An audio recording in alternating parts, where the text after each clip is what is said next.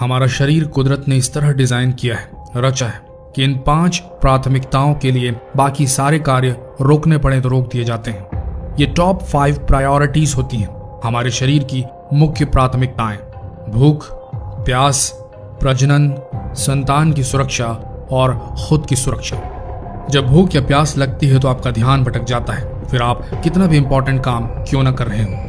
Reproduction यानी प्रजनन करने का टास्क भी हमारे शरीर के अंदर इस तरह प्रोग्राम किया गया है कि एडल्ट यानी वयस्क होने के बाद हमारे हर गोल, हर लक्ष्य, हर डिसीजन में अपोजिट सेक्स की तरफ रुझान रहता ही है। हर माता पिता बन चुके कपल के मन में हमेशा से ही जो संतान की सुरक्षा का भय रहता है, यह भी ऑटोमेटिकली प्रोग्राम्ड है। साइंस की भाषा में बात करें तो किसी भी स्पीशीज प्रजाति की प्रोटेक्शन के लिए ये एक जरूरी गुण है। इसी तरह खुद की सुरक्षा भी एक ऑटोमेटिक गुण है। गलती से बाइक के साइलेंसर पर अगर पैर पड़ जाता है तो आपको सोचना नहीं पड़ता कि पैर हटाना है, नहीं तो झुलस जाएगा। पैर ऑटोमेटिकली एक रिफ्लेक्स एक्शन के तहत अपने आप को गर्म सतह से दूर कर लेता है। ठीक ऐसा ही तब होता है जब कोई नुकीली चीज शरीर के किसी भी हिस्से में छुप जाए तो अपने आप वहां एक प्रोटेक्टिव रिफ्लेक्स एक्शन एक्टिव हो जाता है। अब आप सोच रहे होंगे कि कितना कॉम्प्लेक्स, कितना जटिल है हमारा शरीर, और शरीर की यह सिस्टम इतनी सटीकता से एक दूसरे के साथ कैसे ट्यून हो सकते हैं। मानव का जन्म अपने आप हो ही नहीं सकता, ऐसा लगता है किसी ने काफी समय देकर हमें बनाया है और फिर प्रोग्राम किया है। ये ख्याल आपके मन में आ रहे होंगे, राइट? लेकिन साइंटिस्ट इन सब चीजों को लेकर उतने कंफ्यूज्ड और पजल नहीं है जितने कि शरीर की उस 6th सीक्रेट प्रायोरिटी, 6ठी रहस्यमयी प्राथमिकता को लेकर है। साइंटिस्ट ने भूख, प्यास, प्रजनन की इच्छा, संतान की सुरक्षा का भाव और खुद की सुरक्षा के लिए शरीर के अंदर जो रिफ्लेक्स सिस्टम है उसको तो बहुत हद तक ज्ञात कर लिया है, समझ लिया है। जैसे हंगर सेंटर ब्रेन में कहाँ है और कैसे एक्टिव हो जाता है जब ब्लड शुगर लेवल खून में एक स्तर से नीचे गिरने लगता है। जिंदा रहने के लिए जरूरी इन 5 प्रायोरिटीज के काम करने का मैकेनिज्म तो बहुत हद तक साइंटिस्ट समझ चुके हैं, लेकिन शरीर की 6ठी प्रायोरिटी स्लीप यानी नींद के पीछे के विज्ञान को आज तक कोई भी वैज्ञानिक पृथ्वी पर नहीं समझ पाया है। जी हाँ, ये एक सत्य है। वैज्ञानिक अब तक समझ नहीं पाए हैं जब नींद आती है, तेज नींद, तो शरीर क्यों इन 5 प्राथमिकताओं को महत्व देना बंद कर देता है। जैसे नींद आने पर ड्राइवर का सो जाना या झपकी लेना, ये जानते हुए कि वह सड़क पर है और स्टीयरिंग व्हील के पीछे बैठकर अगर उसने झपकी ली तो बड़ी दुर्घटना हो सकती है, शायद जान भी जा सकती है। यहाँ सेल्फ प्रोटेक्शन, खुद को प्रोटेक्ट करने की शरीर की प्रायोरिटी कॉम्प्रोमाइज्ड हो रही है। जब नींद आती है तो एक शादीशुदा जोड़े में एक सेक्स से भी इनकार कर देता है।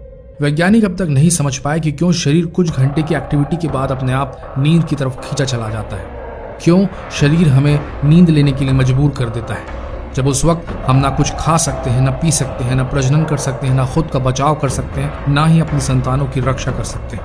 ये 6ठी हिडन रहस्यमयी प्राथमिकता नींद, स्लीप, हमें जिंदा रहने के लिए जरूरी हर उस चीज को करने से रोक सकती है जो जरूरी है। पर फिर भी हमारा शरीर क्यों ऐसे प्रोग्राम्ड है कि 24 घंटे की एक दिन में कुछ घंटों की एक्टिविटी के बाद हमें नींद आने लगती है। विज्ञान अब तक इस गुत्थी को सुलझा नहीं पाया है कि क्यों हम अपनी जिंदगी का 1/3 हिस्सा, लगभग 25 सालों की जिंदगी सोने में गुजार देते हैं। और नींद का ये रहस्य सिर्फ यही नहीं रुकता। अगर आप सोच रहे हैं कि थकान दूर करने के लिए नींद जरूरी है तो ये भी बहुत हद तक सही नहीं है, क्योंकि अगर आपको अपने हाथ पैर यानी कि शरीर के मस्कुलोस्केलेटल सिस्टम को रेस्ट देना है, आराम देना है, तो वह आप लेट कर या इनएक्टिव रहकर भी दे सकते हैं। उसके लिए नींद की आवश्यकता नहीं है। अगर आप ये सोचते हैं कि नींद से दिमाग को राहत मिलती है, उसे रेस्ट मिलता है, तो EEG ने यह भी साबित कर दिया है कि स्लीप या नींद की इनिशियल फेज में, शुरुआती फेज में दिमाग धीरे धीरे बंद होने लगता है और ब्रेन की एक्टिविटी कम हो जाती है। ये सच है। लेकिन जैसे ही हम थोड़ा और गहरी नींद में जाते हैं, दिमाग के ऊपर लगे इलेक्ट्रोड से स्क्रीन पर जो इमेजेस दिखाई देती हैं EEG की, वह एक्टिविटीज एकदम जागे हुए एक्टिव इंसान की तरह दिखाई देती हैं। जी हाँ, ये सच है। यानी गहरी नींद के वक्त का EEG इमेजिंग जागृत अवस्था के EEG से खूब हो मिलता है, मानो दिमाग सोया नहीं बल्कि और एक्टिव हो गया हो। तो जब बदन और दिमाग दोनों की थकान नींद से दूर नहीं होती तो फिर वही सवाल आता है, हम सोते क्यों हैं और शरीर की प्राथमिकताओं में प्रायोरिटी लिस्ट में नींद इतनी महत्व क्यों रखती है। कुदरत की ये तकनीक कैसे इवोल्यूशन या क्रमानुगत विकास के हर चरण को पार करके अभी भी जीवित है हमारे अंदर, और हमारे शरीर में इतनी डीपली एनकोडेड कैसे है, इसका आज तक पता नहीं लगाया जा सका है। कई सदियों से साइंटिस्ट अजीबोगरीब एक्सपेरिमेंट करते आए हैं नींद को समझने के लिए, पर उन प्रयोगों के परिणाम बेहद रहस्यमयी हैं। जैसे चूहों को भूखा रखा जाए तो ये 3 हफ्तों में मरने लगेंगे, लेकिन जब लैब रैट्स यानी कि प्रयोगशाला के इन चूहों को इनकी पसंदीदा चीजें दी गई खाने के लिए, तापमान से लेकर हर चीज इनके जीने के लिए अनुकूल रखा गया, बस इनको एक चीज से वंचित रखा गया 3 हफ्तों तक, और वो थी नींद। जब इन्हें 3 हफ्ते तक नींद से वंचित रखा गया तो ये मर गए। जी हाँ, ये मर गए। इन शॉर्ट, भूख से 3 हफ्ते में मौत और स्लीप डिप्रिवेशन यानी कि अनिद्रा की स्थिति में भी 3 हफ्ते में मौत।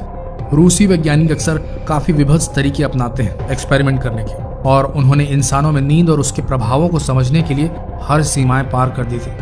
रशियन स्लीप एक्सपेरिमेंट विज्ञान के इतिहास का सबसे गुप्त और भयावह एक्सपेरिमेंट था, जिसकी सच्चाई मीडिया में आने के बाद रशियन गवर्नमेंट की छवि पूरे विश्व में खराब हुई थी। इस एक्सपेरिमेंट में इंसानों को सोने नहीं दिया जाता था लगातार कई दिनों तक, और उसके बाद उन टेस्ट सब्जेक्ट्स के साथ जो होता था वह बेहद दर्दनाक और भयावह था।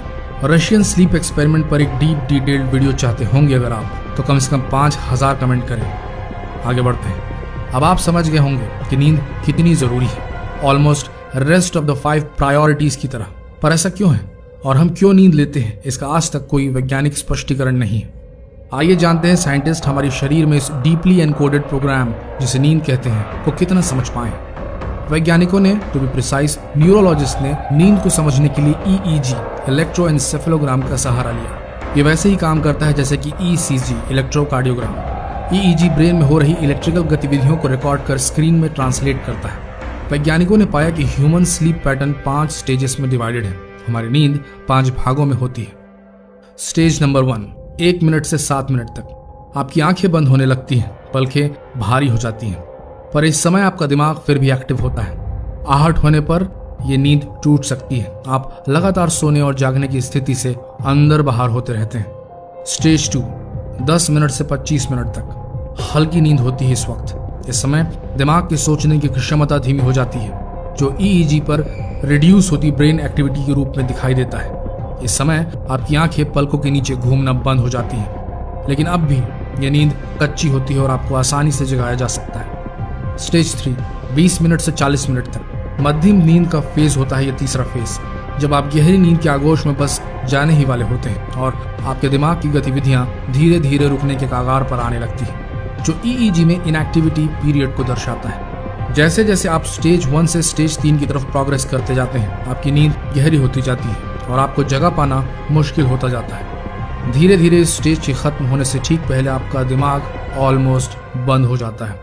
No thoughts, no thinking whatsoever, black space. Stage 4, 20 मिनट से 40 मिनट नींद की तीसरी स्टेज के अंत में आपका दिमाग गहरी नींद के पहले चरण में एंटर करता है, प्रवेश करता है, और अचानक फिर EEG एक्टिविटी शो करने लगता है, जैसे दिमाग फिर से जाग गया हो। कम से कम EEG मॉनिटर को देखकर तो ऐसा ही लगता है, क्योंकि EEG स्क्रीन पर जो एक्टिविटी दिखती है इस 4th स्टेज में, जिसे हम रैम स्लीप या रैंडम आई मूवमेंट स्लीप कहते हैं, वह ठीक उस तरह की दिखाई देती है जैसे कि जागृत अवस्था में मानो ब्रेन कुछ देर के लिए बंद हुआ था और फिर से स्विच ऑन हो गया हो। यह अद्भुत है। यह ऐसा लगता है जैसे हमारा ब्रेन कॉन्शियस माइंड से सबकॉन्शियस माइंड की सीमाओं में प्रवेश कर गया हो और हमारी आंखें बंद पलकों के नीचे तेजी से घूमने लगी हो, जिसकी वजह से इन्हें REM या random eye movement sleep pattern कहा जाता है। ये गहरी नींद का पहला चरण होता है और असल में इस नींद में आपको आपके जीवन के सबसे वाइब्रेंट, ज्वलंत और चटकीले सपने दिखाई देते हैं, जो जागने के बाद याद रहते हैं और कई बार नहीं भी। इन्हें हम भले बेसिर पैर के सपने कहें, लेकिन वैज्ञानिकों की माने तो ये हमारे दिमाग के अंदर वो ट्रेनिंग ग्राउंड्स होते हैं जहां हम अपनी घटनाओं से दो हाथ करना सीखते हैं। ये सपने विविड और परिकथाओं से के होते हैं। ये आपको अपने अनप्रोसेस्ड थॉट्स, अनप्रोसेस्ड इमोशंस यानी दबी हुई इच्छाओं और भावनाओं से डील करना सिखाते हैं। क्योंकि अक्सर ये सपने फंतासी प्रवृत्ति के होते हैं, जिनमें आप उड़ रहे होते हैं या कुछ और एडवेंचर कर रहे होते हैं। इसलिए शरीर की सारी मसल्स इन सपनों के दौरान पैरालाइज्ड हो जाती है, टेम्पोररी, अस्थायी तौर पर, ताकि आप कुछ सडन जर्की मूवमेंट करके नुकसान न पहुंचा बैठे अपने आप को। इसे स्लीप पैरालिसिस कहना उचित नहीं होगा, लेकिन हाँ, रैम स्लीप के दौरान ही स्लीप पैरालिसिस ज्यादातर होते हैं। कमेंट करें नीचे अगर स्लीप पैरालिसिस को गहराई में समझना चाहते हैं तो। आगे बढ़ते हैं। स्टेज 5, 10 मिनट से 60 मिनट तक। यह होता है गहरी नींद का फेज। रैपिड आई मूवमेंट और फास्ट हो जाते हैं, तेज हो जाते हैं और आपको और भी अजीबोगरीब सपने दिखाई देने लगते हैं। हालांकि साइंटिस्ट का मानना है कि स्टेज 4 और 5 में जब रैम शुरू होता है और अपने पीक पर पहुंच जाता है, तब हमारा दिमाग दिन भर के दौरान की गई चीजों की याददाश्त शॉर्ट टर्म मेमोरी से लॉन्ग टर्म मेमोरी में दर्ज कर रहा होता है ताकि ये लंबे समय तक याद रखी जा सके। रैम स्लीप के दौरान स्टेजेस 4 और 5 के दौरान ब्रेन शरीर की विभिन्न हार्मोन सीक्रेट करने वाली ग्रंथियों को स्टिमुलेट करता है, जिससे हार्मोन्स का स्त्राव होता है और इस वक्त शरीर में हार्मोनल लेवल्स बढ़ जाते हैं, जिससे हमारी कोशिकाओं यानी सेल्स में हुए नुकसान की रिपेयरिंग या पूर्ति होती है। सेल रिप्रोडक्शन और सेल्यूलर रिपेयर्स इन्हीं दोनों फेजेस में होते हैं। जहां तक सपनों की बात है और सपनों के इस्तेमाल से दबी हुई भावनाओं और इच्छाओं की पूर्ति की बात है, तो ये होते तो हैं, लेकिन ये कैसे होते हैं और क्यों होते हैं, और नींद का प्रोसेस इतना कॉम्प्लेक्स क्यों है, इसका कोई एक्सप्लेनेशन न वैज्ञानिकों के पास है और न ही वर्तमान के विज्ञान के पास।